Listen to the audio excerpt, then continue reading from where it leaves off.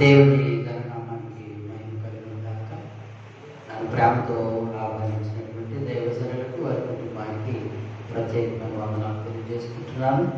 మన మధ్యకు వచ్చినటువంటి మంచి సేవకులు వారికి కూడా ప్రభుత్వ వందనాలు తెలియజేసుకుంటున్నాను. కూడి వచ్చిన మీ అందరూ కూడా ప్రభు పేరట వందనాలు తెలియజేసుకుంటున్నారు.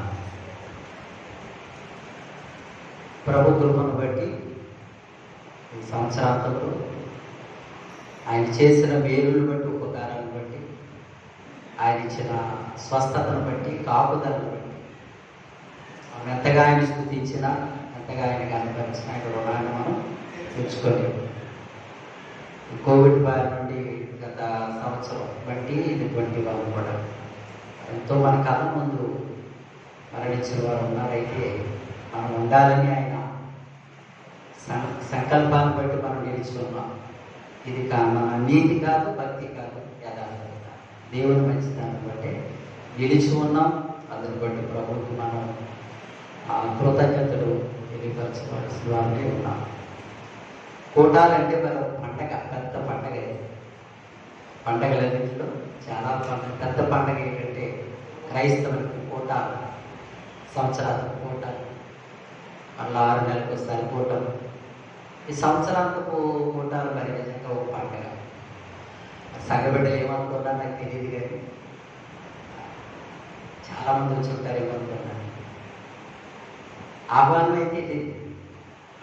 అయితే వెళ్ళింది, అది వారి పనుల నిమిత్తం అనుకుంటా. పనులు లేకపోతే వచ్చుకుంటేవారు అనుకుంటున్నాను. రాత్రి కాలం అందరూ సిద్ధపడి వస్తారేమో. ప్రార్థన చేద్దాం. అయితే కూడి వచ్చిన మీ అందరిని బట్టి కూడా ఒకసారి ప్రభు గారి వందనాలు తెలియజేసుకుంటున్నాను. మరి చిన్న సమయం 45 minutes అన్నారు. వాక్య భాగం చదువుతాం.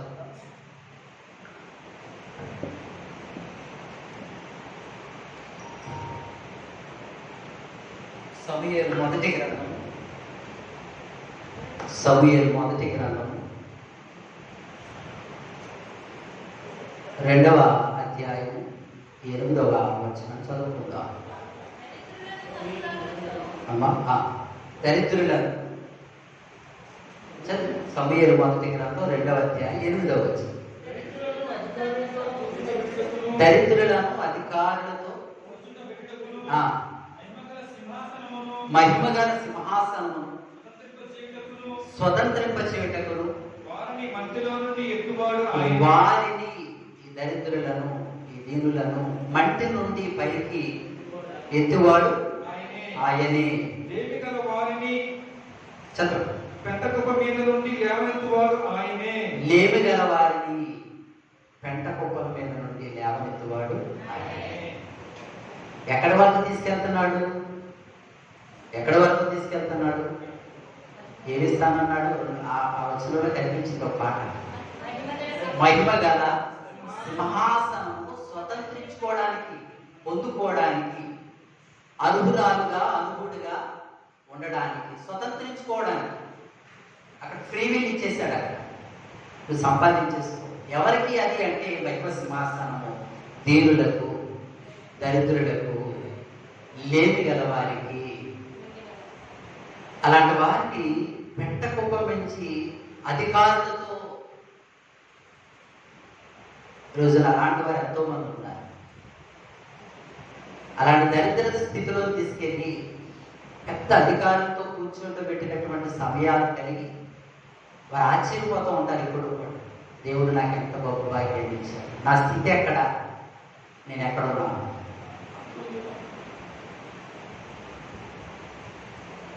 దేవుడు తలంచుకుంటే చాలు, ఒక చిటికలు అయిపోతారు. కానీ హల్లెలూయా, ఆయన తలంచుకున్నాడు అంటే నీ పట్ల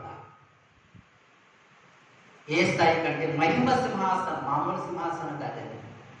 ఈ లోక సింహాసనాలు, ఈ లోక అధికారం కాదు. కానీ అక్కడ అనుకోవచ్చు, ఆ మాటలు చదివినప్పుడు అధికారంతో కూర్చుండబెడతాను, పెంటకుప్ప మీద తీసుకెళ్ళి వారి పైన నిలవబెడతాను, మహిమ గల సింహాసనం కూర్చుండబెడతానంటే మాటలు కాదు. దేవుడు హెచ్చించువాడే ఉన్నాడు. హల్లెలూయా. ఎంతటి హెచ్చు, అయితే మనం పై స్థాయికి వెళ్ళలేమా? మనకు మనముగా ఉన్నతమైనటువంటి స్థానాన్ని సంపాదించలేమా? మనకు మనముగా ఒక గొప్ప స్థాయిలోకి వెళ్ళలేమా? నాకు ఆ యొక్క తలాంతు లేదా, లేకపోతే నాకు ఆ టాలెంట్ లేదా, నాకు ఆ జ్ఞానం లేదా, నాకు ఆ చదువు లేదా అని ప్రశ్నించుకోవచ్చు. ఒకవేళ దేవుడు వాక్యం సెలవిస్తుంది. కీర్తనకారుడు అంటాడు, 75వ సంకీర్తన మంచి మాట, 6వ వచనం. 75వ సంకీర్తన 6వ వచనం. తూర్పు నుండి అయినను, చూడండి, తూర్పు నుండి అయినను, పడమటి నుండి అయినను, పడమటి నుండి అయినను, అరణ్యం నుండి అయినను, అరణ్యం నుండి అయినను హెచ్చు కలుగదు. దేవుడే తీర్పు తీర్చువాడు. ఆయన ఒకరిని తగ్గించును, ఒకరిని హెచ్చించును. ఏ స్థాయి కింద కన్నాడు? ఒక దరిద్రం తీసుకెళ్ళేసి మహిమ సింహాసనం కూర్చొని పెట్టేస్తానన్నాడు. ఎవరు అడ్డేస్తారు? అదే ప్రభు, ఇంకా అంతా సింహాసనం ఇచ్చావు, అధికారం ఇచ్చావు, నాకెందుకు ఇవ్వలేదు? ప్రశ్నించడం లేదు, కానీ ఒకరిని తగ్గించే అధికారం ఆయనకు ఉంది, ఒకరిని హెచ్చించేటటువంటి అంత అధికారం అట నా దేవుడు. హల్లెలూయా. అంటే హెచ్చు అనేది ఎలా వస్తుంది? ఆయన అనుకుంటే వచ్చేది, నువ్వు అనుకుంటే వచ్చేది కాదు. అది నిలవదు కూడా. నిలవనిది నీ ప్రయాస కాదు, కానీ ప్రయాస పడవద్దంటలేదు, చదవద్దని నేను అంటలేదు, పాటు పడవద్దంటలేదు, నేను కష్టపడొద్దని నేను అంటలేదు, కానీ హెచ్చు స్థితిలోకి తీసుకెళ్లేది దేవుడు మాత్రమే. హల్లెలూయా. ఆయన అనుకుంటేనే కానీ పై స్థాయికి కాదు. ఒకటి నేను తగ్గించేస్తాను, అడగడానికి సరిపో. దేనస్థితి రెడ్డి ఏంటి ప్రభా? ఎక్కడెడితే అక్కడ అలా బ్రతుకు. ఆయన క్యారెక్టర్ చూస్తూ ఉంటాడు, నీ గుణాలు చూస్తూ ఉంటాడు. ఆయన గుణం ముఖ్యం. ఆ గుణాన్ని బట్టి అయినా ఒకరిని తగ్గించేస్తున్నాడు, ఒకరిని హెచ్చేస్తున్నాడు. ఇటు తూర్పు నుండి అయినా, ఇటు పడమటి నుండి అయినా, అరణ్యము నుండి అయినా సరే హెచ్చు కలగదు. ఎక్కడ ప్రయత్నించేది? దేవుడు అనుకుంటే నేను ఈ స్థాయి ఈ రోజున ఒక ఐఏఎస్ ఆఫీసర్ వాళ్ళు, ఒక కలెక్టర్ వా, లేకపోతే ఒక పోలీస్ డిపార్ట్మెంట్ హై ర్యాంక్లో ఉన్నావా, ఒక ఉన్నతమైన స్థితిలో ఉన్నావా, ఈ దేవుని దయ. హల్లెలూయా. ఆ స్థితిని నీకు అనుగ్రహించాడు. స్తుతించు, ఆరాధించు. అంటే ఒకరిని హెచ్చించాలి అంటే కరెక్ట్గా దేవుని దగ్గర నుంచి మాత్రమే రాదు, ఆయన పాదాలనే పడాలి. ఆయన ఏం చూస్తాడంటే మన క్యారెక్టర్ చూస్తూ ఉంటాడు. క్యారెక్టర్ ముఖ్యం. మనకు మంచి గుణం అయితేనే ఎవరైనా ఇంట్లోకి రాణిస్తారు. మన గుణం మంచిది కాదనుకోండి, ఎవరైనా రాణిస్తారా? చెప్పాలి గట్టిగా. ఇప్పుడు మాట్లాడచ్చు. అప్పు ఎవరికి ఇస్తారు? బాగా కొడుకులోకి ఇస్తారా? నమ్మకమైన వాళ్ళకి ఇస్తారు. మనం ఎన్ని మాటలు మాట్లాడినా, తిరిగేసి మరగేసి ఎలా చేసినా వాళ్ళకి తెలుస్తుంది ఎవరికి ఇవ్వాలి, ఎవరికి ఇవ్వకూడదు. నువ్వు ఎన్ని మాటలు మాట్లాడు. అయితే మన గుణం ముఖ్యం. మన గుణాన్ని బట్టి మన గుణం మంచిది కాదండి, అందుకే ఇంటికి రానివ్వండి. వాళ్ళ గుణం చెడ్డదండి, మన మంచివాడు కాదండి. నిజమే, మంచివారినే రాణిస్తాం, మంచివారితోనే ఉండడానికి ప్రయత్నం చేస్తాం. గుణాన్ని కోరుకుంటే మానవ నైజం. దేవుడు కూడా నా గుణాన్ని కూడా చూస్తున్నాడు. అయితే మరి దరిద్రుల గురించి మనం చదువుకున్నాం ఇక్కడ. ఒక దరిద్రుడు, ఒక పెంట మీద ఉన్నవాడు, ఒక దేన స్థితిలో కింద ఉన్నటువంటి వాడు, ఎవరు గుర్తించలేని స్థితిలో ఉన్నటువంటి వ్యక్తిని తీసుకెళ్ళి పైన కూర్చోబెట్టేస్తాను కదా. అక్కడ ఆయన కావాల్సిన క్యారెక్టర్, నీ స్థితి కదా. అక్కడ పాకలో ఉన్నావు, పంచలో ఉన్నావు, చేతి కింద ఉన్నావు, అది మ్యాటరే కాదు. నీ గుణాన్ని బట్టి ఇప్పుడు హెచ్చు స్థాయికి వెళ్తామంటే ఇక్కడి నుంచి రాదు, అక్కడి నుంచి రాదు, అక్కడి నుంచి రాదు, ఇక్కడి నుంచి కాదు. నువ్వు ప్రయత్నం చేయి, నేనే తీసుకెళ్ళాలి పై లెవెల్. హల్లెలూయా. నువ్వు ఏ స్థితి, ఉన్నతమైన స్థితికి రావాలంటే ఆయన అనుకుంటేనే. కొరింథీయులకు రాసిన మొదటి పత్రిక 1వ అధ్యాయం కనిపిస్తుంది. నీచులైన వారిని ఎన్నుకున్నాను, జ్ఞానం లేని వారిని ఎన్నుకున్నాను. ఎవరు గుర్తించలేని వారిని ఎన్నుకున్నట్టు ఎలా చూస్తాం? గొప్పవారిని, దళితులను, ఇలాంటి వారిని ఎవరిని ఎన్నుకోలేదు. నీచులైన వారిని, తృణీకరించబడినటువంటి, ఎన్నిక లేనటువంటి వారిని నేను ఏర్పాటు చేస్తున్నాను. అది దేవుని స్పెషాలిటీ, అది దేవుని యొక్క ఆధిక్యత. ఎందుకంటే ఆయన మంచి గుణము కలిగి, ఆయన ఔన్నత్యము, ఆయన గొప్పతనము, ఆయన బిడ్డల మీద మనం కూడా అలాగే ఉండాలి. మన స్థితిని కాదు, కానీ నువ్వు ఏ స్థితిలో ఉన్నా సరే నీ క్యారెక్టర్, నా క్యారెక్టర్ ఆయన చూస్తున్నాడు. దాన్ని బట్టి అధికార మధ్య కూర్చోబెడతాను, మహిమ గల సింహాసనాన్ని స్వతంత్రించుకునేలాగా. ఈ లోక సింహాసనాల గురించి నేను మాట్లాడాను అంటే ఒక దరిద్ర స్థితిలో ఉన్నప్పుడు కూడా ఆయన క్యారెక్టర్ చూస్తున్నాడు. అబ్రహాం లింకన్ గురించి మీకు తెలుసు. ఎవరంటే ఆయన ఒకనాటి America president, United states of America అంటే అమెరికా సంయుక్త రాష్ట్రాలకైన ప్రెసిడెంట్గా 18వ శతాబ్దంలో కడు పేదవాడు, చాలా పేదవాడు. ఆ పేద స్థితిలో ఉంటే తల్లిగారు వెళ్ళి ఒక బైబిల్ ఇచ్చారండి. ఒక బైబిల్ ఇచ్చారు. చాలా శక్తితో ఆనాడు వీధి దీపాల క్రిందకి వెళ్ళి ఆసక్తితో శ్రద్ధగా వాక్యాన్ని చదవడం ప్రారంభించారంట. హల్లెలూయా. కడుపేద సమయం, అమెరికా ప్రెసిడెంట్ అయ్యాక దాని ముందు కడు దరిద్ర స్థితిలో ఉన్నటువంటి వ్యక్తికి ఇలాంటి తల్లిగారు ఒక బైబిల్ అందిస్తే ఆసక్తితో చదవడం ప్రారంభించారు. ఈరోజు 1000 రూపాయలు బైబిల్ కొనుక్కుంటాం, మొదలుపడారు. కాస్ట్లీ బైబిల్స్ ఇస్తే 1000, 2000, 10,000, 15,000 చాలా కాస్ట్లీ బైబిల్స్ ఉంటుంది. కానీ మనం ఆసక్తితో ఉత్సాహంతో చదివిన సందర్భాలు ఉన్నాయంటే ఉండవు. ఇక్కడ వింటే పర్లేదు, చాలా ఉన్నామంటే చాలు. ఆ వ్యక్తికి ఎప్పుడైతే బైబిల్ దొరికిందో దాని ఆసక్తితో చదవడం ప్రారంభించాడు. చదువుతూ ఉత్సాహంతో ఎక్కడ వీధి దీపాల మధ్య చక్కగా ఇంట్లో నా చుట్టూ సీలింగ్ లైట్లు అన్ని ఒక్కొక్కరి ఇంట్లో ఉన్నాయి కదా. రకానికి ఒక బల్బు ఉంది ఇంట్లో, రకానికి ఒక ఫ్యాన్ ఉంది, చక్కగా కూర్చోవడం స్థలం ఉంది. ఎప్పుడు కూర్చున్న దాఖలాలు ఉంటాయా? పనులు ఒత్తిడి. వీధి దీపాల మధ్యన చక్కగా చదువుకుంటూ ఒక సందర్భాన్ని ధ్యానం చేశాడు. దావీదు మీద తన దృష్టి పడ్డది. దావీదు మీద తన దృష్టి పడ్డది. పరిశుద్ధ గ్రంథంలో దావీదు ఆయన ఉన్నాడా లేదా? ఉన్నాడండి. ఆయన మీద ఫోకస్ చేశాడు. ఆయన ఎవరంటే ఒక గొర్రెలు కావాలి, గొర్రెలు కాసుకున్నాడు. ఆయన మీద ఫోకస్ చేశాడు. ఈ గొర్రెలు కాసుకున్న వాడిని తీసుకెళ్లి దేవుడు ఎక్కడ పెట్టాడంటే ఇశ్రాయేలు ప్రజలను పరిపాలించేటటువంటి రాజుగా ఎక్కడ తీసుకెళ్ళిపోయాడు. గొర్రెలు కాసుకున్నవాడు ఏంటి? రాజు సింహాసనం కూర్చుండి పెట్టాడు. హల్లెలూయా. ఈ గొర్రెలు కాసుకున్నవాడిని తీసుకెళ్లి సింహాసనం కూర్చొని పెట్టేశాడు. అందుకని దరిద్రులను, పెంట మీద ఉన్న వాళ్ళని, లేమలో ఉన్న వాళ్ళని తీసుకెళ్లి పైన కూర్చోబెట్టేస్తాను. నా క్యారెక్టర్ ముఖ్యం, నాకు గుణం ముఖ్యం, గుణసేన ముఖ్యం.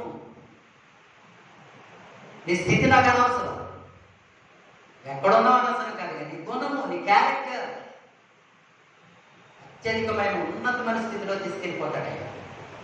ఎవరు అడ్డు పెట్టేవాళ్ళు లేదు. హల్లెలూయా. అలా అంత స్థితిలో ఉంటారు ప్రభు ముందు. మన క్యారెక్టర్, మన గుణం. ఈ గొర్రెలు కాసుకున్నటువంటి వ్యక్తి సింహాసనం కూర్చొని పెట్టేశాడు. నన్ను కూర్చొని పెట్టడా అన్న ఆలోచన వచ్చేసి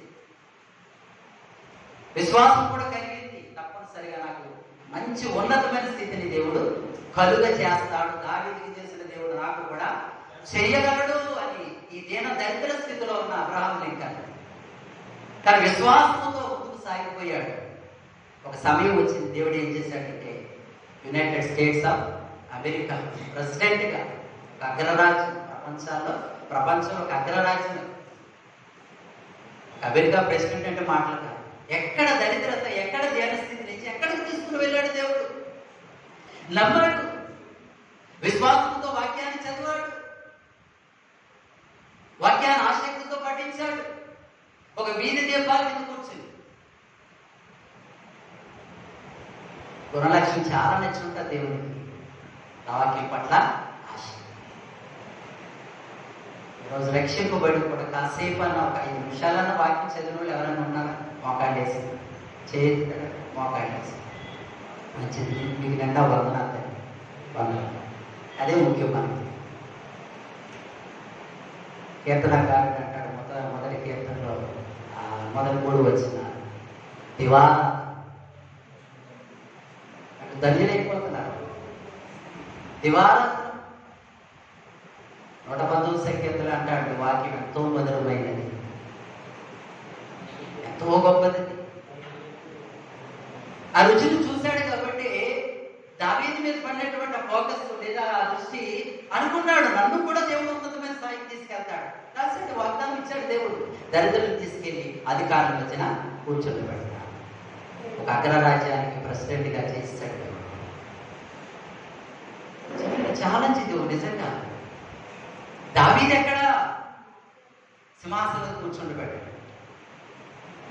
గొర్రెలు కాచుకున్నవాడు ఎంత చులకనగా ఉండేవాడు అంటే దావీదు ఇటు తండ్రి దృష్టిలో సహోదరుల దృష్టిలో కూడా చాలా చులకన. అవునంటారు కాదంట, చాలా చులకన. చదువుతాం ఒకసారి సమూయేలు మొదటి గ్రంథం. సమూయేలు మొదటి గ్రంథం, మొదటి గ్రంథం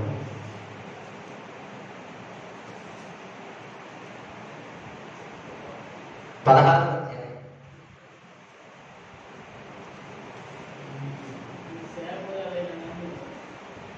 10వ వచనం. యెహోవా ఇతన్ని కోరుకొనలేదని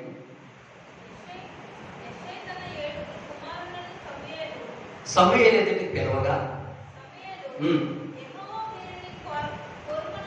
కోరుకొనలేదని చెప్పి నీ కుమారులందరూ ఇక్కడ ఉన్నారా అని అడగగా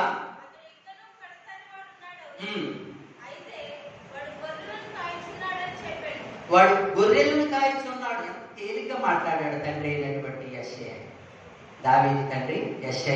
ఎంతమంది పిల్లలు? అక్క చెల్లెలు కూడా ఉన్నారు, పిల్లలు ఆడపిల్లలు కూడా ఉన్నారు, మొక్కలు ఎనమండులు. ఈ 8వ వాడు దావీదు, కడసారి వాడు, కడగొట్టువాడు, చెడగొట్టువాడు. ఉన్నాడులేండి, కడసారి అక్కడ ఉన్నాడులేండి, ఆయన అక్కడ గొర్రెలు కాసుకుంటాడు. ఇక్కడేమో 7 నిలబడి ఉన్నారు, అక్కడ బలవంతుడు యుద్ధ వీరులై నిలబడి ఉన్నారు. అవి ఆ 7 దేవుడు కోరుకోలేదు. ఇంత ఇద్దరు ఉన్నారు, వాడు వీళ్ళు దేవుడు కోరుకోలేదు. కేవలం ఉన్నాడు, ఒకడు ఉన్నాడులేండి, అక్కడ గొర్రెలు కాసుకున్నాడు, ఒకడు ఉన్నాడులే. డాడీ ఏమంటాడు, అక్కడ కొడుకుని ఆ గొర్రెలు కాసుకున్నాడు, ఒక ఉన్నాడు, ఆటో పని ఇంట్లేండి, ఒక కడసారి ఉన్నాడు. అంటే లెక్కల్లో లేడు మాట దాడి. ఒక చిన్న చూపు మాట, ఒక ఎన్నిక లేని వాడిగా, ఒక ఎన్నిక తృణీకరింపబడినటువంటి వాడిగా. అన్నలు కూడా చాలా ఏళ్ళని మాట్లాడేవారు దావీదుతో పాటు. ఆ సందర్భాన్ని కూడా చూపిస్తాను. అదే సమూయేలు మొదటి గ్రంథం 17వ అధ్యాయం.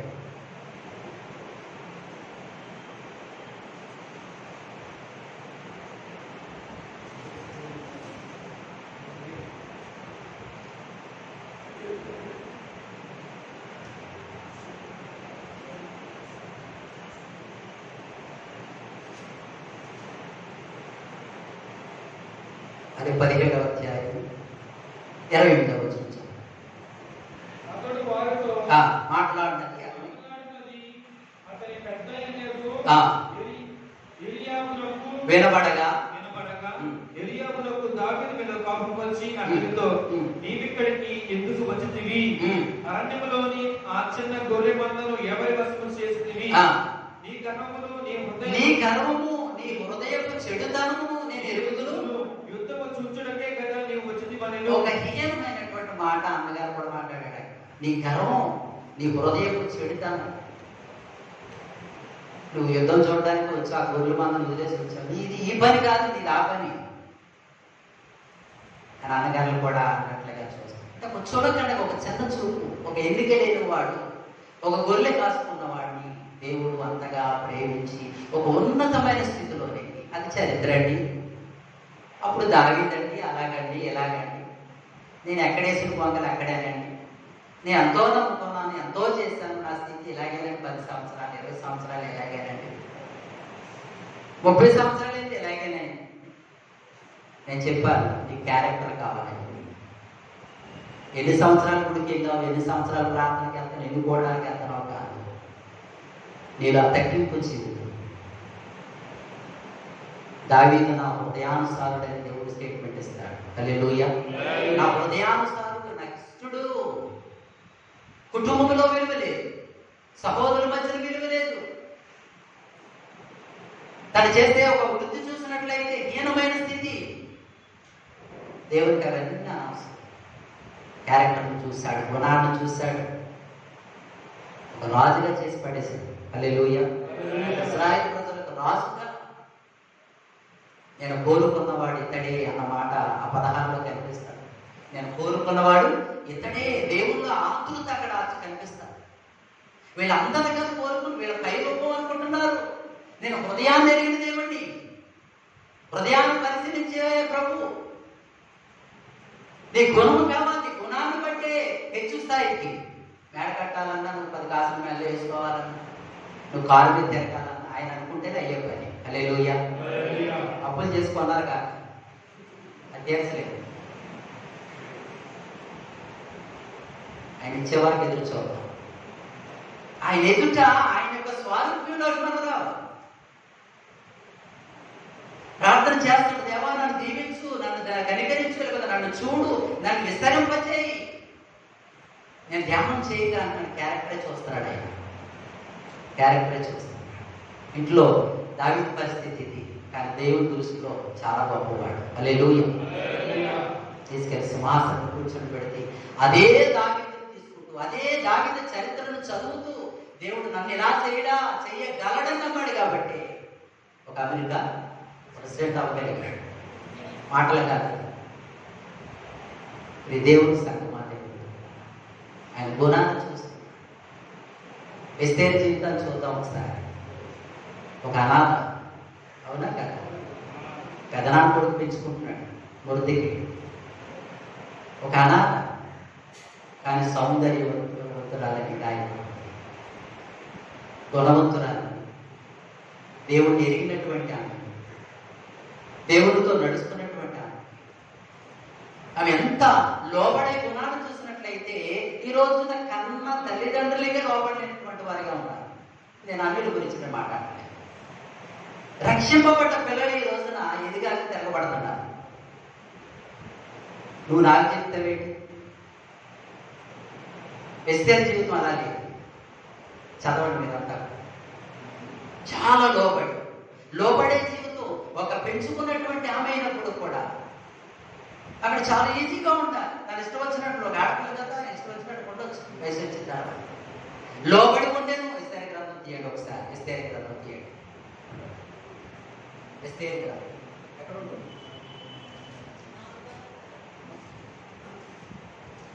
ఎస్తేరు 7వ వచనం, 2వ అధ్యాయం 7వ వచనం. తొందరగా హదస్సాను ఎస్తేరు తల్లిదండ్రులు లేనిదే ఉండగా అతను ఆమెను పెంచుకోలేదు. అందమైన రూపమును సుందర ముఖమును గలదై ఉండేను. 9వ వచనం. ఆ చంద్ర అతని దృష్టికి పైనది కనుక ఆమె అతని వలన దయ పొందెను. 20వ వచనంకి వెళ్దాం. ఎస్తేరు మొద్దిగా యొక్క పోషణమందున్న కాలం చేసినట్టుగానే ఇప్పుడు అతని మాటకు లోబడుచుండెను. ఇప్పుడును వస్తీ స్థానంలో ఈమె మహారాణిగా, యోగ్యురాలిగా. మొదటి అధ్యాయం 19వ వచనం చివరి లైన్ చదవండి. 1, 2, 3, 4, 5, 6వ లైన్ చదవండి. 19వ వచనం. మరియు వస్తీ కంటే యోగ్యరాలిని రాణిగా తాము చేయవలెను. వస్తీ కంటే ముందున్న రాణి కంటే ఆ యోగ్యత కన్నా ఇంకా యోగ్యమైన వారు కావాలి ఈ రాజు. ఎవరున్నారంటే కన్యకలందరినీ పోగేస్తే చాలా మంది అందగతులు వచ్చారు, చాలా చదువుకున్న వాళ్ళు వచ్చారు, చక్కటి గుణశీలం కలిగిన వారు ఉన్నారు, లేదనట్లేదు. వీళ్ళందరినీ మించిపోయినటువంటి స్త్రీలందరూ ఇంకా అంటాడు వస్తీ కంటే యోగ్యరాలు. ఒక రాణి అంటే ఎంత యోగ్యత ఉందో చూడండి. ఇప్పుడు ఆమె స్థానంలో ఈమెను నిలబెట్టడానికి ఇంకా యోగ్యరాలు కావాలి, ఇంకా క్యారెక్టర్ ఉన్న ఆమె కావాలి. అందమే కాదు రాజుగారి అక్కడ, అందమే కాదు గుణము కావాలి, లోబడే గుణము కావాలి. ఈ లక్షణాలన్నీ పురస్కరించుకొని, ఈ లక్షణాలన్నీ సమృద్ధిగా ఉండి ఆమె రాజు ముందు నిలబడేసరికి ఎలా కనిపించింది? చదవరా మాట్లాడు. 17వ వచనం. స్త్రీలందరికంటే ఎస్తేరును ప్రేమించారు, కన్యకలందరికంటే ఆమె అతని వలన అతడు రాజ్య కిరీటమును ఆమె తల మీద ఉంచాడు. రాజుగారికి ఇష్టమైపోయింది. అందమా అందగత్తి, గుణమా, ఆ యొక్క 127 సంస్థానంలో ఉన్నటువంటి స్త్రీలందరికంటే, అందగత్తులందరికంటే, గుణవంతులు అనేటటువంటి వారందరికంటే మించినటువంటి గుణము కలిగినటువంటి ఎస్తేరు. హల్లెలూయా, హల్లెలూయా. అంత గుణం లేని వారు అక్కడికి రాలేదు. చాలా మంది ఉన్నారు మంచి పర్ఫెక్ట్గా జీవించిన వారు. వాళ్ళందరినీ మించిపోయినటువంటి అందము, క్యారెక్టర్, గొప్ప గుణశీలం. రాజుగారు ముద్దుడైపోయాడు. కిరీటం తీసుకెళ్ళి పెట్టేశాడు. ఆమె రాజుగారు దయ పొందుకోలేదు. హల్లెలూయా. దేవుని దయ. ఎవరి దయ ఉండవలసిన దేవుని దయ మన మీద. ఆ రాజుగారి దయ. ఒక అనాథ, ఎక్కడ 127 సంస్థానాలకు ఒక రాణిగా. ఊహించలేవు ఇవన్నీ కూడా దేవుని కార్యం ఊహించలేవు. ఇది నా జీవితంలో జరుగుతుందా? ఎప్పుడు జరుగుతుంది? ఏ సరిపోతున్నాయి ప్రశ్నార్థంగా ఉండిపోతానే మన మాటలు. ఎప్పుడు చేస్తాడో దేవుడు, ఎప్పుడు ఇల్లు కడతాడు, ఎప్పుడు ఉద్యోగం ఇస్తాడు, ఎప్పుడు పెళ్లి చేస్తాడు, ఎప్పుడు బిడ్డలు కంటాను. ఇదే కానీ ఆయన ఆ స్థితికి తీసుకురాగలడు. వాగ్దానం చేశాడు, దళితులను తీసుకెళ్ళి అధికారులతో కూర్చొని పెట్టేస్తాను, మహిమగల సింహాసనం స్వతంత్రించుకోవడానికి గంట కుప్పల నుంచి లేవనెత్తుకోండి నేను. ఒకవేళ హెచ్చు ఎక్కడి నుంచి వస్తుంది, ఎక్కడి నుంచి రాదు, నా నుండే రావాలి. ఒక ఎస్తేరుని చూసినట్లయితే ఒక అనాథ, ఒక రాణిగా అయిపోవడం అన్నది మాటలు కాదది. దేవుడు తలుచుకుంటే, దేవుడు అనుకుంటే, నీ గుణము, నీ క్యారెక్టర్, నా క్యారెక్టర్ని చూసైనా ఉన్నతమైన స్థితికి తీసుకువెళ్తున్నట్లుగా చూస్తాను. దేవుని సంగమా, దేవుడు యోసేపు గురించి మనకు తెలుసు. యోసేపు ఎవరు చెప్తున్నారు? యోసేపు అని తెలుసా పేరు? ఎవరు కొడుకు? యాకోబు గారు. యోసేపు 12 మంది పిల్లలు. ఈ పిల్లడు అంటే వీళ్ళందరికీ నచ్చదు. ఆ డాడీ ప్రేమించేవాడు. ఆ డాడీ ప్రేమిస్తున్నాడని ఈ 11 మందికి కూడా వచ్చేసింది అసూయ. అమ్మి పడేశారు. నేను వివరాలకి వెళ్ళగానే అమ్మి పడేశారు. ఇస్మాయిలీకి అమ్మేశారు. ఆ వ్యాపారస్తులకి అమ్మేశారు. బానిసలుగా ఆనాటి కాలంలో అమ్మేసేవారు. వీడు బొమ్మలో ఉండకూడదు, వీడు ఉంటే మనకి నష్టం, మనకు వ్యతిరేకంగా ఉన్నాడు, మళ్ళీ బాధ పెడుతున్నాడు, ప్రతి తీసుకెళ్ళి డాడీ చెబుతున్నాడు.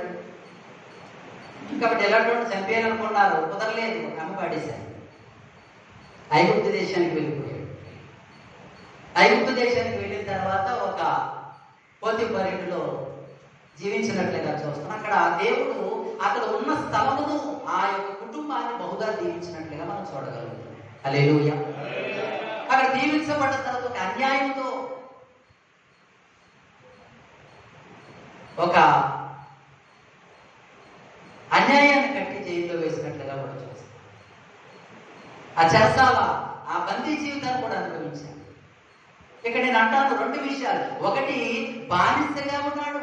2, బందీగా కూడా.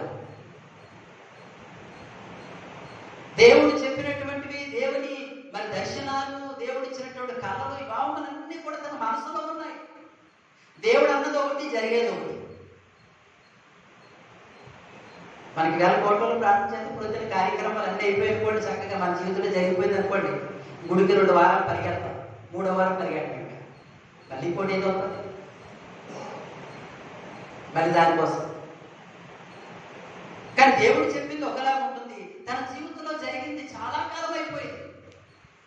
ఈ ప్రయాణం అంతటిలో ఒక బందీగా ఉంటున్నాడు. 2వది చూస్తే మరి బానిసగా. సమయం వచ్చింది, దేవుడు అన్ని క్లియర్ చేస్తాడు. ఎక్కడంటే ఐగుప్తు దేశానికే ప్రధానమంత్రిగా. హల్లెలూయా. రాజుగారు అంటాడు, అంతా చూస్తూ ఒక ప్రధానమంత్రిగా. ఇది మనకి అందదు, మన జ్ఞానానికి అందదు. ఇలా చరిత్రను చూసినట్లయితే వాటి స్థితి ఏంటి, వాళ్ళు ఎక్కడున్నారు, ఎక్కడి నుంచి ఎక్కడికి తీసుకెళ్ళాడు దేవుడు.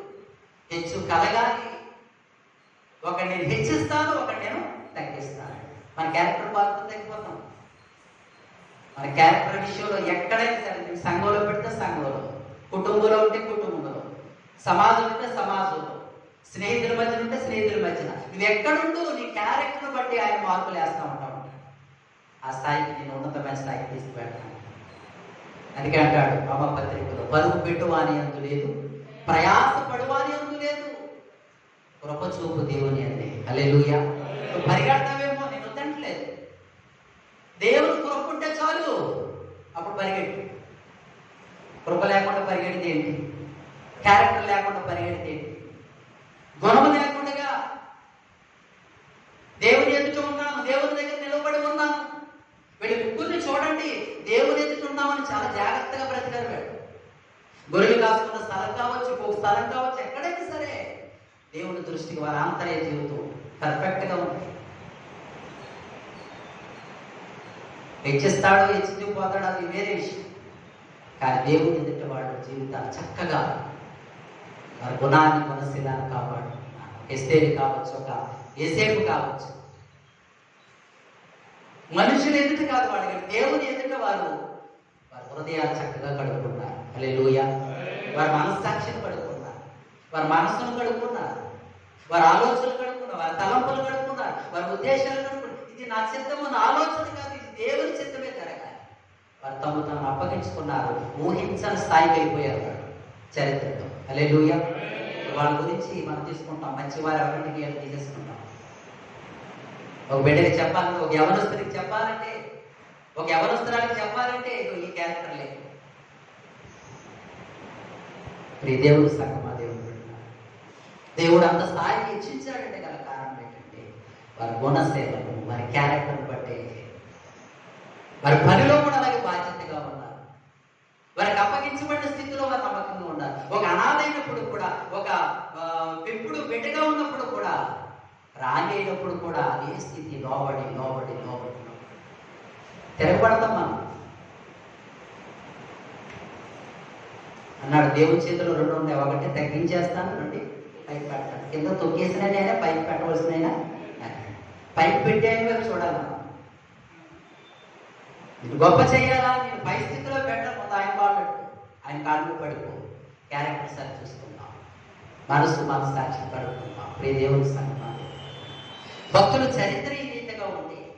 దేవుడు వాగ్దానం ఈ రీతికి ఈ రోజున కూడా, ప్రతి కాలంలో కూడా వాగ్దానం నేను స్వప్నం చేసుకోవాలి. హల్లెలూయా. దరిద్రునైనా, దేనస్థితి అయినా నేను నా స్థితిలో దేవుడు చూస్తాడంటే ఈ రోజు తప్పనిసరిగా చూస్తున్నాడు, కౌంట్ చేస్తున్నాడు. ఒక రోజున ఉన్నతమైన స్థితిలో, ఊహించిన స్థితిలో పెట్టడానికి ఆయన సిద్ధపడి ఉన్నాడు. ఎక్కడా బ్యాలెన్స్ తప్పదు. నీ క్యారెక్టర్ జాగ్రత్త. మళ్ళా చెప్తున్నాను, క్యారెక్టర్ జాగ్రత్త. దేవుని ఎదుట అర్థమవుతున్నాయి అనుకుంటున్నాను ఈ మాట బాగా అర్థంగా. ఆ క్యారెక్టర్ని బట్టి ఆ పరిస్థితి తీసుకెళ్తారు. కానీ నువ్వు అనుకునే స్థాయికి వెళ్ళలేవు. హెచ్చు ఆయన ద్వారా కార్యక్రమం నేను తగ్గించేయాలని తగ్గించేస్తాను, ఎప్పటికీ ఆ స్థితిలో పడేస్తాను. దావీదు, ఎస్తేరు, యోసేపు ఉన్నత స్థాయికి వెళ్ళారంటే వాళ్ళు ప్రభు ఎదుట వారి ఆంతర్య జీవితం అంతరంగం సరిదిద్దుకున్నారు, సరి చేసుకున్నారు. దేవునికి ప్రియులుగా వారు జీవించారు, దేవుడికి సాక్ష్యం కలుగుతున్నారు. అతడు కేవలం ఇస్తున్నాడు, ఇష్టడు. ఈరోజు మన సంగతి దేవుని ముందు ఏ రీతిగా ఉంది? దావీదుని అక్కడ పెట్టాడండి, ఎస్తేరుని అక్కడ పెట్టాడండి, యోసేపు తీసుకెళ్ళి అక్కడ ఐగుప్తు దేశానికి ఒక గొప్ప ప్రధానమంత్రిగా చేసేసాడు. మరి నిన్ను ఏం చేశాడు? దావీదు చదువుతూ ఉంటాం, ఇంకా సింహాసనం రాలేదండి, ఇంకా పది అధికారులతో కూర్చోలేదండి, ఇంకా కింద ఉన్నానండి. ఈ ఆలోచన మరి అన్ని నేను అంటాను, టాప్ లెవెల్లో పెట్టేశాడు మనం. హల్లెలూయా. టాప్ లెవెల్ ఊహించాలి, ఒక విషయాన్ని ఊహించాలి. ఊహించని స్థితిలో దావీదునే ప్రేమించాడు, ఎస్తేరుని ప్రేమించాడు, యోసేపునే ప్రేమించి ఈ రోజున నిన్ను ఎంత ప్రేమించాడు, ఎప్పుడు ప్రేమించాడు, ఏ స్థితిలో ప్రేమించాడు. అప్పుడు నీ స్థితి ఎలాంటిది, నీ బ్రతుకు ఎలాంటిది, నీ జీవితం ఎలాంటిది, అప్పుడు నీ క్యారెక్టర్ ఎలాంటిది, నీ నా క్యారెక్టర్ ఎలాంటిది అంటే సొంత దండగా దేవుని. ఇంకా వాళ్ళ గురించి చాలా బెటర్. వాడు దావీదు, ఎస్తేరు వెళ్ళంటే వాడు బాల్యం నుంచి కూడా అలాగే ఉన్నారు దైవికంగా. నేను అలా లేనే, మరి రక్షింపబడ్డ వారు చాలా మంది అలా లేదు. వాక్యం సెలవిస్తుంది. రోమపత్రిక 3వ అధ్యాయం అంటాడు, నీతిమంతుడు లేడు, ఒక్కడు లేడు, దేవుడు వెతుకువారు లేరు, అందరూ పాపం ఉంచేవాళ్ళే. పనికి మాలిన వారైనా మాట్లాడతాడా? అదే పద్ధతి చదువుతాం. పనికి మాలిన వారు అయిపోయారంటే ఎవరనంటే యూజ్లెస్ పిల్లలు అంటారు. చాలా కోపం వస్తుంది. దేవుడు రాసి పెట్టాడు 3వ అధ్యాయం. పనికి మాలిన వారు అయిపోయారు. క్యారెక్టర్ లేదు, మంచి లేదు, మంచి గొడవ లేదు, మంచి జీవితం లేదు. ఏ స్థితిలో ఉన్నాము? ఏ స్థితిలో ఉన్నా? ఎఫెసీయులకు రాసిన పత్రిక 2వ అధ్యాయం 2వ వచనం చదువుతా. ఎఫెసీయులకు రాసిన పత్రిక 2వ అధ్యాయం 2వ వచనం త్వరగా. మీ అపరాధముల చేతను పాపముల చేతను మీరు అంటున్నాడు అక్కడ. కొందరు మీరు అందరూ మీ అపరాధముల చేత పాపముల చేత చచ్చారు. మీ క్యారెక్టరే లేదు, గుణమే లేదు, మంచే లేదు, మీకు దేవుడే లేడు. అసలు ఏంటి అలా మాట్లాడుతున్నారు ఏంటంటే అనుకోవచ్చు. ఆయన అన్నమాటనే చెప్తున్నారు. అలాగే దేవుడే లేడు, అసలు దేవుని గురించి తెలియదు, దేవుని ఉనికే తెలియదు. అదే ఎఫెసీలో ఆ మాట కూడా చదివిస్తారు. ఎఫెసీలో రాసిన పత్రిక ఎఫెసీయులకు రాసిన పత్రిక 2వ అధ్యాయంలోనే 12వ వచనం. ఆ కాలమందు ఇశ్రాయేలుకు సహపౌరులు కాక పరదేశులను వాగ్దాన నిబంధనలు లేని పరజనులను నిరీక్షణ లేని వారు లోకమందు చూడండి, లోకమందు దేవుడు లేని వారునై ఉండి క్రీస్తుకు దూరస్తులై ఉంటిరని మీరు జ్ఞాపకం చేసుకోండి. అసలు క్రీస్తు అంటే మీకు తెలియదు, ఎవరు దేవుడు అంటే ఏంటో తెలియదు, దేవుడు ఉనికి ఏంటో మీకు తెలియదు. మీరు పరజనులు, అన్యులు. వినాలి బాగా, వర్షం వచ్చినా పర్లేదు, మన లోపలే ఉన్నాం. నేను ముగింపుకు వస్తాను. చాలా విలువైన మాటలు ఇవన్నీ. మరి దావీదుని సింహాసనం కూర్చొని పెట్టాడు, మరి నిన్ను నన్ను రక్షించేశాడు కదండి. నేను ఆ స్థితిని తెలియపరుస్తున్నా. మీ అపరాధముల చేత పాపముల చేత చచ్చిన వారి ఉండగా క్రీస్తునందు ఆయన మిమ్మల్ని బ్రతికించాడు. హల్లెలూయా. బ్రతికించడం. కొరవూపుతో ఉన్నవాడు తీసుకెళ్తే గబగబ మంచి వైద్యం అంటే అనుకోండి, మంచి వయసులో ఉన్నాడు, కొనవూపుతో ఉన్నాడు, వైద్యానికి వెళ్దాం, ఇంకా కాసేపు చచ్చిపోతాడు అనగా డాక్టర్ బ్రతికించేసాడు అనుకోండి, ఎలా ఉంటుంది? నేను ఒక వృద్ధుల గురించి అంటలేదు కానీ వయసు అయిపోతే వయసులో ఉన్న కుర్రోడు, లేకపోతే వయసులో ఉన్నారు వాళ్ళు ఎంతో పని ఉంది, ఎంతో పరిచయం. అలాంటి వారు కనుకైతే వెంటనే ఆ సివియర్ కేసులో తీసుకెళ్తే డాక్టర్ వెంటనే బాగు చేసి నిలబెట్టాడు అనుకోండి, ఎలా ఉంటుంది? ఈ లేచిన నాడు ఏమంటాడు? ప్రభాని కొరకు బ్రతికేద్దాను ఆయన. తెలిసిపోతాను ఎక్కడ మా మరణం వచ్చేసింది, కానీ నన్ను బ్రతికించాడు. ఒక వైద్యుడు మంచి వైద్యాన్ని అందించి బ్రతికించేస్తే దాన్ని ఆ బ్రతుకు కాలంతా చెప్పేసుకోండి. వినాలి బాగా. ఇక్కడ అంటున్నాడు మీరు ఆత్మీయంగా మరణించారు. అది కూడా కొంతమందికి తెలియదు. ఇక్కడ అన్నాడు ఎఫెసీ 2:12 ఏమన్నాడంటే దేవుడు లేని వారు లేడు, మీకు దేవుడే లేడు, దేవుడితో సంబంధం లేదు, దేవుడితో తెగింపు లేనివే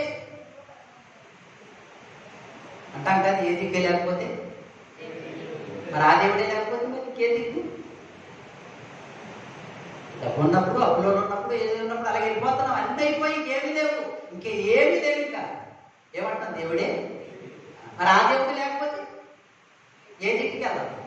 పెట్టలేదు. ఏ దిక్కు వెళ్దాం? ఎలాగ దిక్కు? ఏ దిక్కు వెళ్దాం? వెళ్తే మనం గమ్యానికి వెళ్ళిపోతాం. లేదు, అన్ని మూయపడ్డాయి, అన్ని మూయపడ్డాయి. దిక్కు లేని వారంగా దరిద్రులు అని చెప్పుకోవాలి, దేవుడు లేని వారని చెప్పుకోవాలి. దేవుడితో సంబంధం కూడా లేదు. డబ్బైతే ఉండొచ్చు, జోబులో ఇల్లు వాళ్ళు ఉండొచ్చు, పేరు ప్రఖ్యాతం ఉండొచ్చు, కానీ ఇవన్నీ కోల్పోయింది. నీ దిక్కేది, నీ గమ్యమేది, అన్ని మూసుకుపోయాయి. ఎక్కడికి వెళ్తావు? ఎక్కడికి వెళ్ళాలి? అది కూడా తెలియదు. ఇలాంటి దరిద్రత స్థితిలో ఏమన్నాడు? దరిద్రులను తీసుకెళ్ళి మహిమ సింహాసనంలో కూర్చొని పెట్టేస్తారు. హల్లెలూయా. దరిద్రుల్ని పోనీ దావీదు వలె క్యారెక్టర్ ఉందా మనకి? పాపం చేశాడు కదండి. ఇప్పుడు అంటే పడిపోయి పాదాన్ని లైఫ్ టైంలో బాగా పాపం చూడకే వెళ్ళాలి. హల్లెలూయా. వాళ్ళకి చేస్తాం, మళ్ళా దాని జోలికి వెళ్ళొద్దు, వాడే ధన్యుడు. అయితే మన స్థితి ఎలా ఉంది? మరణించాము. మరణించిన స్థితిలో, దరిద్ర స్థితిలో పురుషోత్తం చౌదరి గారు చక్కటి పాటను రాస్తారు. ఆంధ్ర క్రైస్తవ కేంద్రం చాలా ఇష్టమైన పాట. కడుపేదవాడానం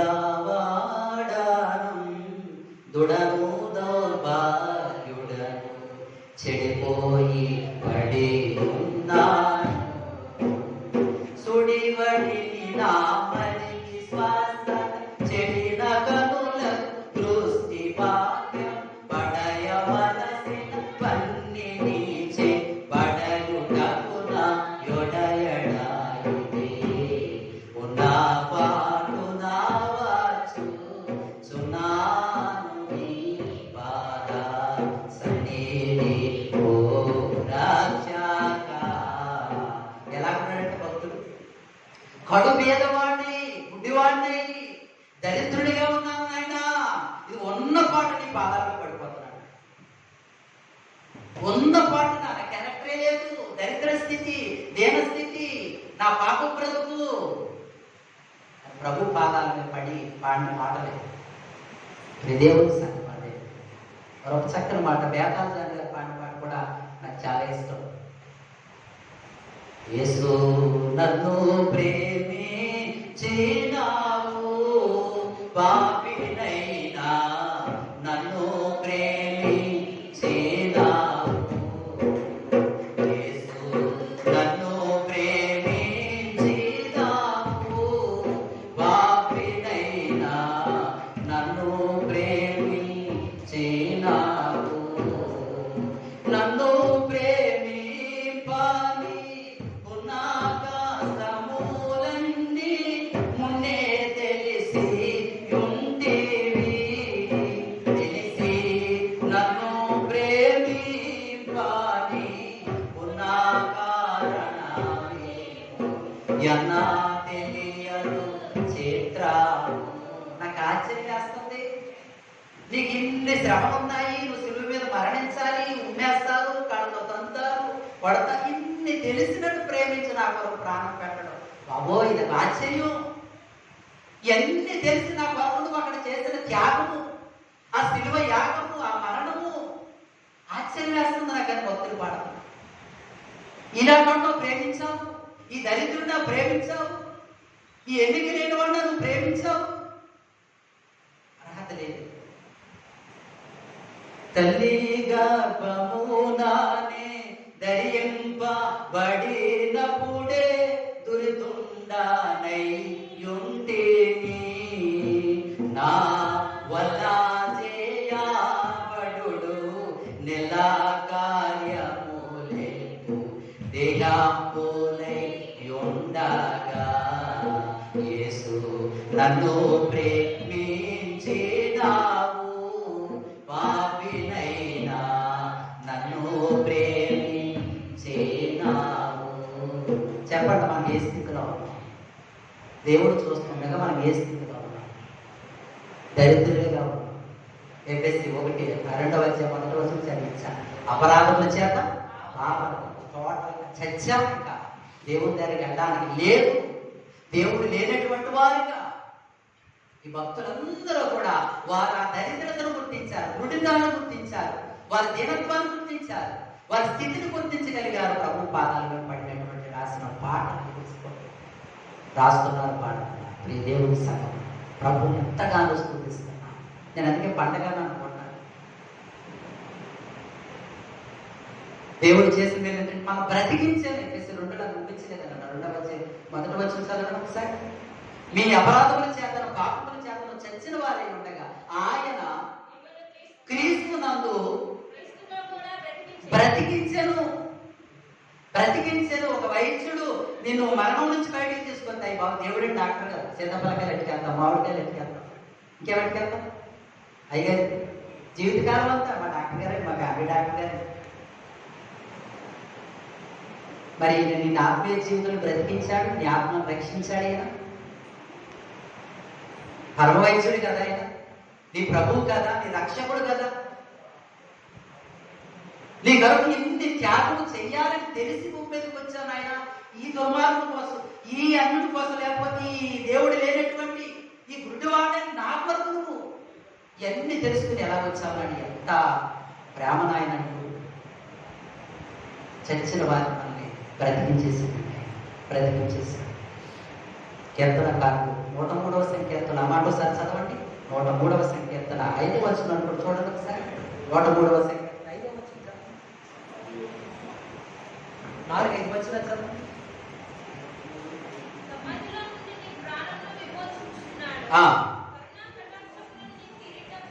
చూడండి, కరుణా కటాక్షములని కిరీటమును చదువు కిరీటముగా ఉంచుతున్నాడు. ఏంటా కిరీటము? బ్రతికించిన నిన్ను, చచ్చిన నిన్ను బ్రతికించి ఏమైనా పక్కన కూర్చోబెట్టాడంటే కాదు, ఇలా నిలబెట్టి అభిషేకించాడు ఆయన. ఒక కిరీటాన్ని పెట్టాడు. ఏంటా కిరీటం అంటే ఏ కిరీటం అది? కరుణా కటాక్షములు. ఒకప్పుడు దేవుని కరుణ లేదు, దేవుని కటాక్షము లేదు, దేవుని దయ లేదు. ఈ రోజున దాన్ని కిరీటంగా చేశాడు. ఈ రోజున రక్షింపబడ్డ ప్రతి వ్యక్తి కూడా, ఆత్మీయంగా తిరిగి జన్మించిన ప్రతి వ్యక్తి తలమ దేవుడు చెప్పండి. కిరీటం ఉందా లేదంటారు? ఏ కిరీటం అది? కనబడుతుంది ఏంటది? నువ్వు అనుభవించాలి. ఎస్ఏ తల మీద కిరీటం పెట్టాడు ఆయన. పెట్టలేదా? పెట్టాడు. రాణిగారు ఆమె కనబడుతుందా లేదా? ఆమె గుణాన్ని బట్టి ఆమె దయ పొందుకుంది, రాణిగా ఉండడానికి అర్హత కలిగింది, క్వాలిఫికేషన్ ఉన్నది. ఆమె కనిపించే కిరీటం అయితే దేవుడు నీకు నాకు ఇచ్చినటువంటి కిరీటం ఎలాంటిదంటే కరుణా కటాక్షములు. అందుకే కోవిడ్లోంచి కూడా ఎలా నడిచిపోయిపోయినాను. టీకాలు అయ్యి వేసుకుని మొత్తానికి ఎలా నేను అంటాను, నీ నా మీద తల మీద పెట్టబడి కిరీటం అంటే కరుణా కటాక్షములను కిరీటాన్ని ధరింపజేశాడు. హల్లెలూయా, హల్లెలూయా. కిరీటాన్ని ధరింపజేశాడు. యెషయా గ్రంథం చూసినట్లయితే యెషయా గ్రంథం 68వ అధ్యాయం 10వ వచనం చూస్తే రక్షణ వస్త్రము నాకు ధరింపజేసి ఉన్నాడు ఆయన. ఏ వస్త్రం అది? రక్షణ వస్త్రము. రాజవస్త్రాలు కాదు, అధికారులు వేసే వస్త్రాలు కాదు, కానీ రక్షణ వస్త్రం. ఇది కనపడదు, నువ్వు అనుభవించాలి. నేను రక్షింపబడ్డాను, నేను దేవుని బిడ్డని. ఈ రోజున దేవుడి మాటలు చెప్పడానికి దేవుడు నాకు అధికారం ఇచ్చాడు. దేవుడి కొరకు సాక్షిగా దేవుని సన్నిధిలో నిలబడే యోగ్యత నాకు ఉంది. నీకు లేదు ఈ రోజున. సేమ చూడండి, రక్షణ వస్త్రము.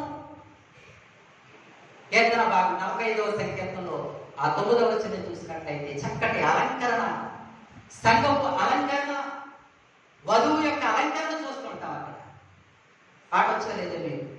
రాణి ఓ పీరు అపరంజితో వర్ణ వివర్ణ వస్త్రధారణతో వీణ వాద్య తరంగాలతో ప్రాణేశ్వరుని ప్రసన్నతతో ఆనంద తైల సుగంధాభిషేకం, ఆనంద తైల సుగంధాభిషేకం పొందితివే యేసునందు, పొందితివే యేసునందు. సంగమా సర్వగమా పరలోక రాజ్యం ప్రతిబింబమా మెస్సయ్యను ఎదుర్కొనవా, నీవిని అలంకరించి సిద్ధపడుమా. ఓ సంగమా వినుమా. దేవుని స్తోత్రం. దేవుని సంఘం అన్నమాట. దేవుని శరీరం, పెండ్లి కుమార్తె.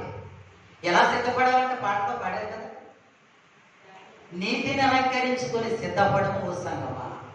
పరలోక రాజ్య ప్రతిబింబమా. నువ్వు ఎలా అభిషేకించబడ్డావంటే ఆనంద తైలముతో,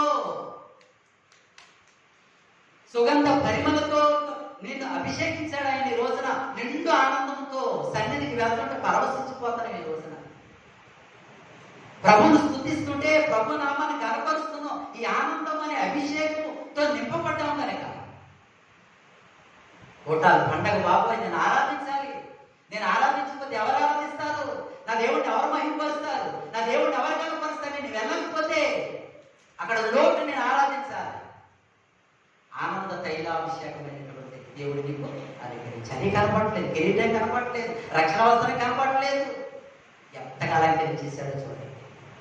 ఎక్కడ చచ్చిన దరిద్రుడైన మనల్ని ఎక్కడ తీసుకొచ్చాడో చూడండి. ఆనంద తైల అభిషేకంతో అభిషేకం చేసి ఆత్మీయమైనటువంటి వరాలు అనే ఆభరణాలు ధరించుకుని ఈ రోజున ఆత్మఫలాలు రాశారు కదండి. ఆత్మఫలాలు ఒక ఆభరణాలుగా ఈ ఆనంద తైలముతో అభిషేకించబడ్డాను ఈ రోజున.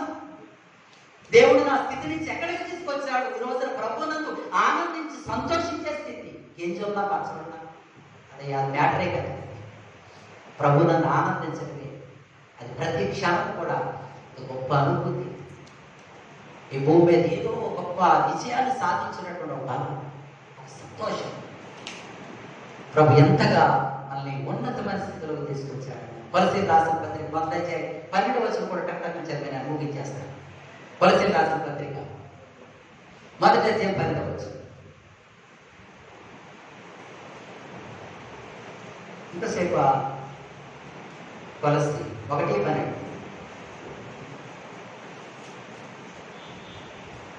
పెద్ద వచనం కనబడుతుంది కదా. చివరికి వచ్చాడు. తేజోవాసులైన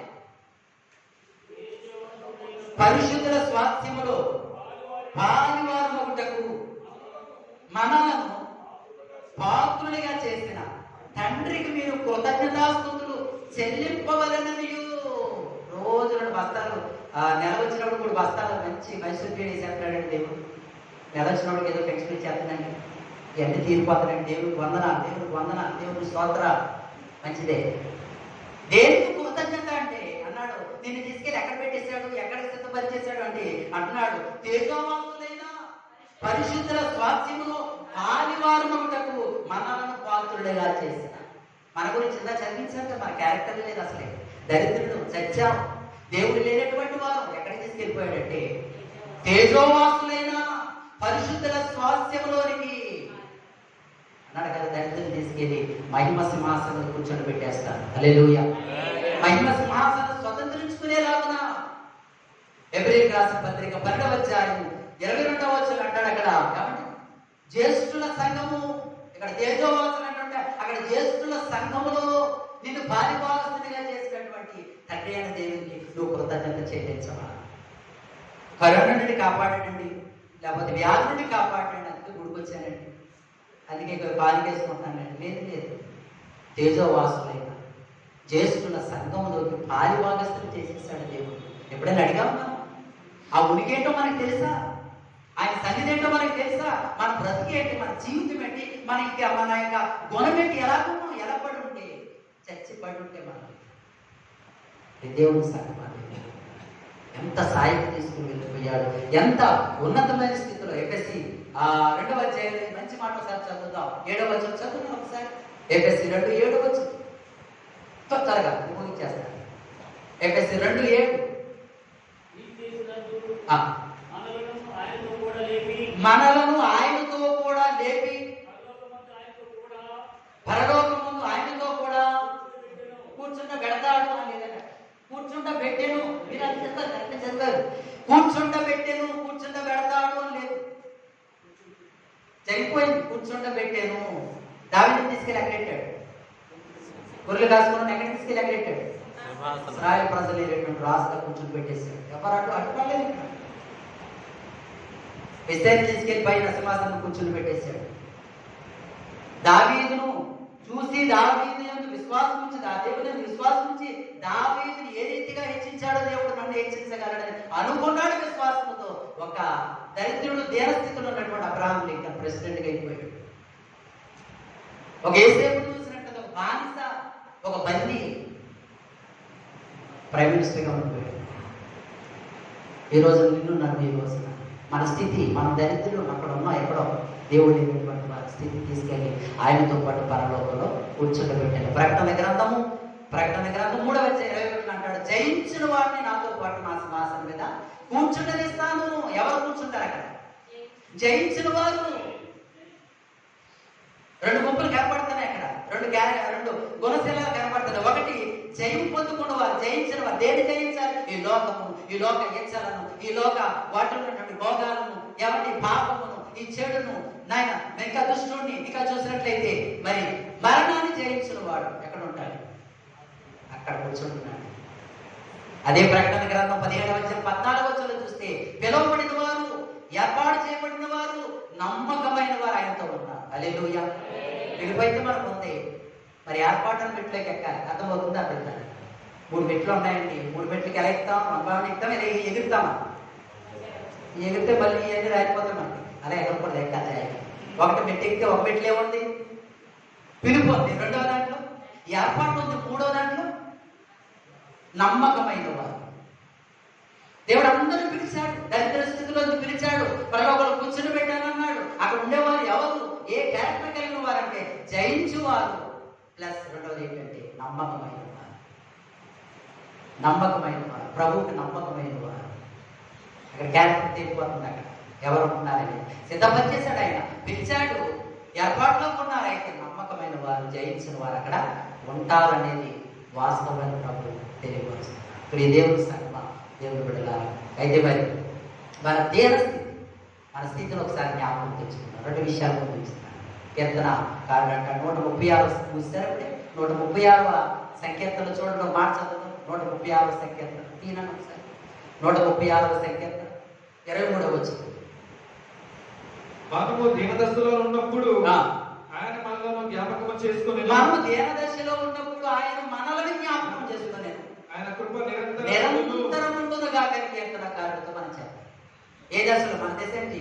మనం దేన దశలో ఉన్నాం. ఎవరు గుర్తించలేదు, ఎవరు లెక్క చేయలేదు. ప్రభు నిన్ను నన్ను పట్టించుకోండి. ఈ రోజు నీ స్థాయి, దాన్ని బట్టి ఆయనకి కృతజ్ఞత చెల్లించే వారిగా ఉండాలి. ఈ రోజునైనా మన దేన స్థితి, మన యొక్క స్థితిగతులన్నీ కూడా పక్కన పెట్టి మన ఏ స్థితిలో తీసుకొచ్చాడు, ఎంతగా అభిషేకించాడు, ఎలాంటి కిరీటాన్ని పెట్టాడు, ఎలాంటి వస్త్రాన్ని ధరింపజేశాడు, ఎక్కడ కూర్చుంటే పెట్టాడు, నేను ఎలా బ్రతికించాడు అన్నది కూడా క్లియర్గా రాసి పెట్టించాడు. వింటున్నాం. ఈ రోజున వింటున్నాం. ఈ మనసులో భద్రపరచుకో. దావీదు అంటాడు ఒక మంచి మాట. ఏమంటాడంటే, నా ప్రభువా యెహోవా నేను ఎంతటి వాడు, ఏ పార్టీ వాడు, నా కుటుంబము ఏ పార్టీ. నా కుటుంబం అన్నాడు, నా కుటుంబాన్ని అనలేదు అక్కడ.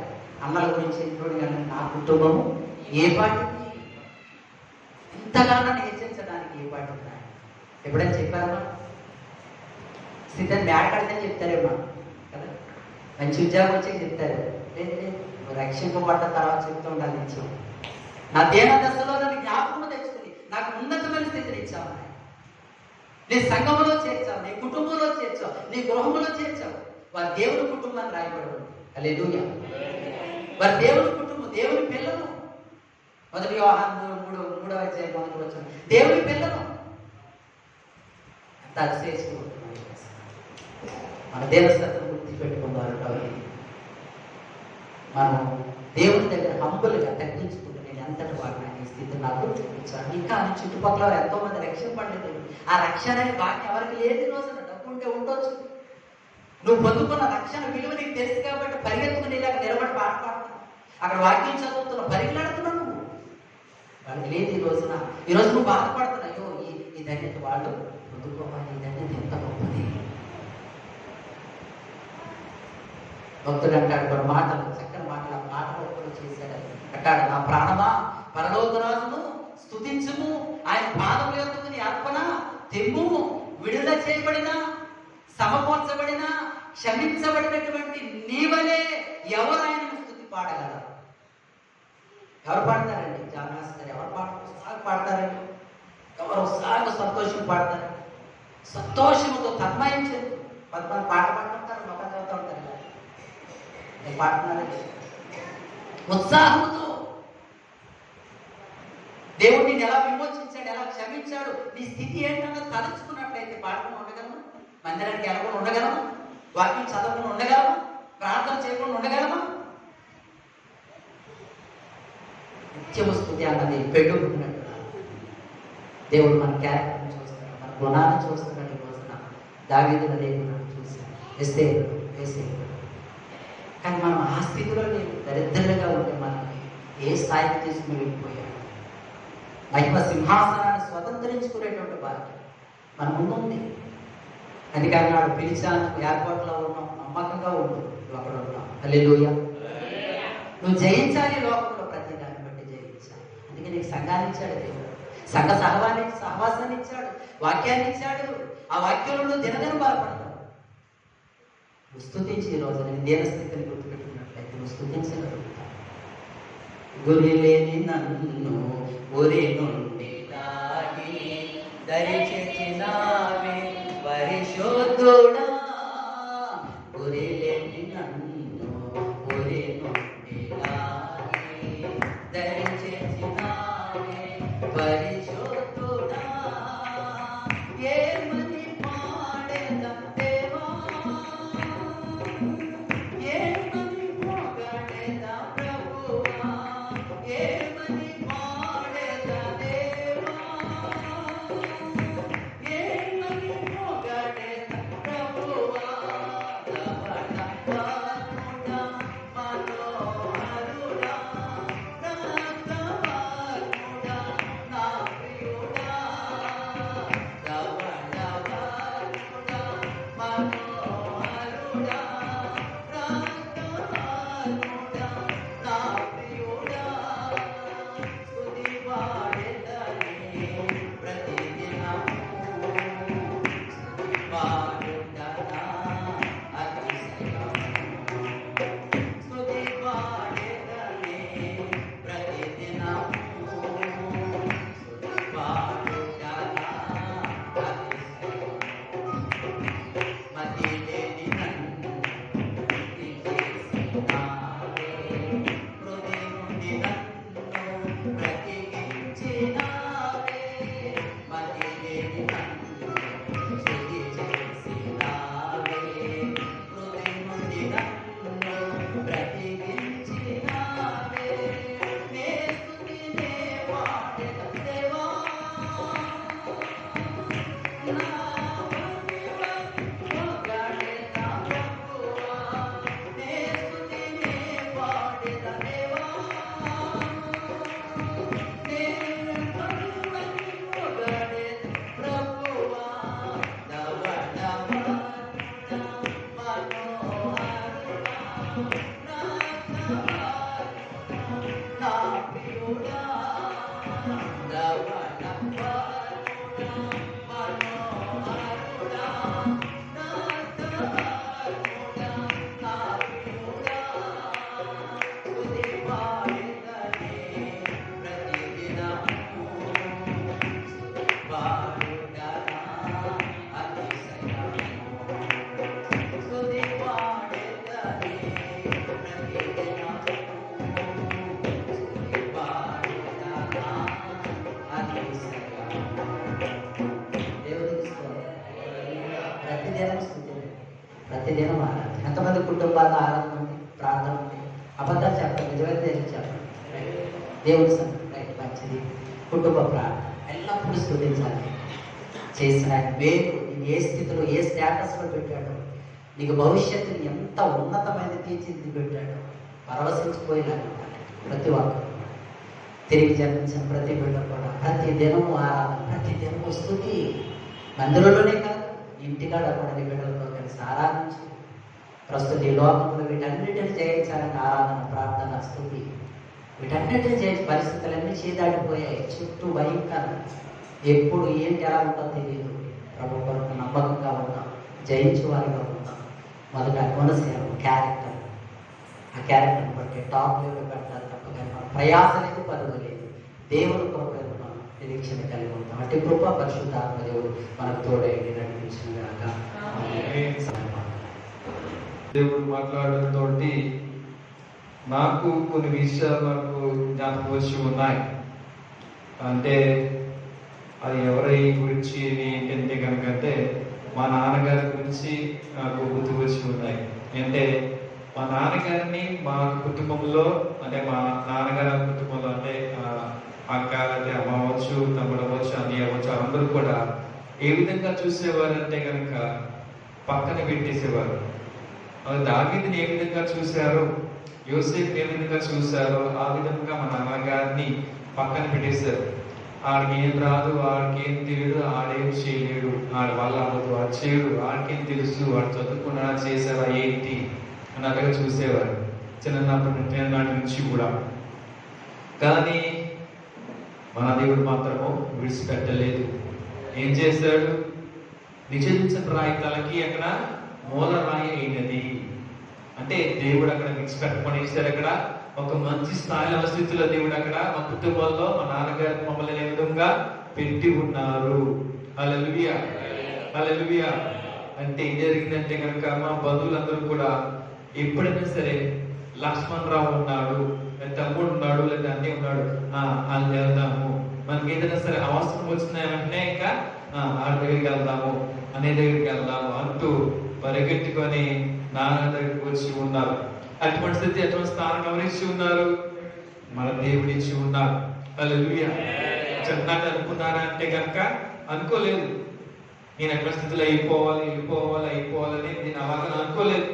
అక్కడ దేవుడు అక్కడ చూస్తుంది ఏంటంటే కనుక క్యారెక్టర్ చూసి ఉన్నారు, తన యాటిట్యూడ్ చూసి ఉన్నారు. అందువల్ల మాత్రమే ఇది దేవుడిచ్చి ఉన్నారు. అటువంటి స్థాయిని మాకు అనుగ్రహించి ఉన్నారు. హల్లెలూయా, హల్లెలూయా. ఇంకొక అంటే కనుక అబ్రహాము గారి కుటుంబం కూడా నాకు జ్ఞాపకం వచ్చినది.